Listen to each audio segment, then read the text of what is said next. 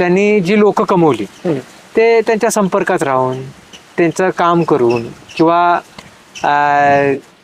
त्यांच्या अडीअडचणीला उपस्थित राहून, आणि साधन कमी होतं, सत्ता कमी होत्या, परंतु काय पण धडपडून पण इथं निर्माण केलं पाहिजे असं त्यांना वाटलं.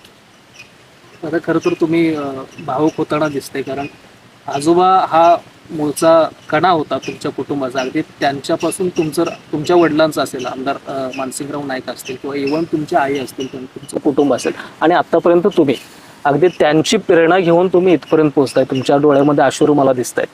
खरं तर आजोबा जेव्हा गेले, म्हणजे तुमच्यातून तुम्ही अगदी लहान होतात, काय किस्सा होता तो, म्हणजे तुम्हाला थोडंफार आठवत असेल? म्हणजे आम्ही परत 5वीला आम्ही पुण्याला हॉस्टेलला गेलो. अच्छा. मग तिथून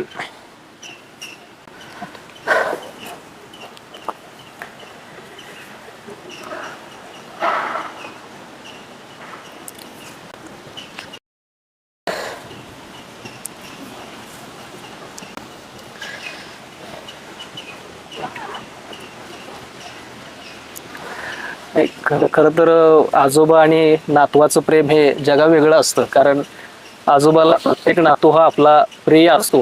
म्हणजे त्यांनी खूप कष्ट केलं त्यांच्या राजकीय जीवनामध्ये, पण फारसा त्यांना त्यामध्ये यश भेटलं नाही. पण ज्यावेळी माझे वडील आमदार झाले त्यावेळी ते बघायला नव्हते येत. खूप मोठा तसा आमचा घरचा संघर्ष आहे. माझे वडील 2 वेळा विधानसभेचे आमदार झाल्यानंतर मग बऱ्यापैकी राजकीय दृष्ट्या आम्ही सक्षम झालो सगळे. खरं तर एक दुर्दैवाची गोष्ट म्हणावं लागेल की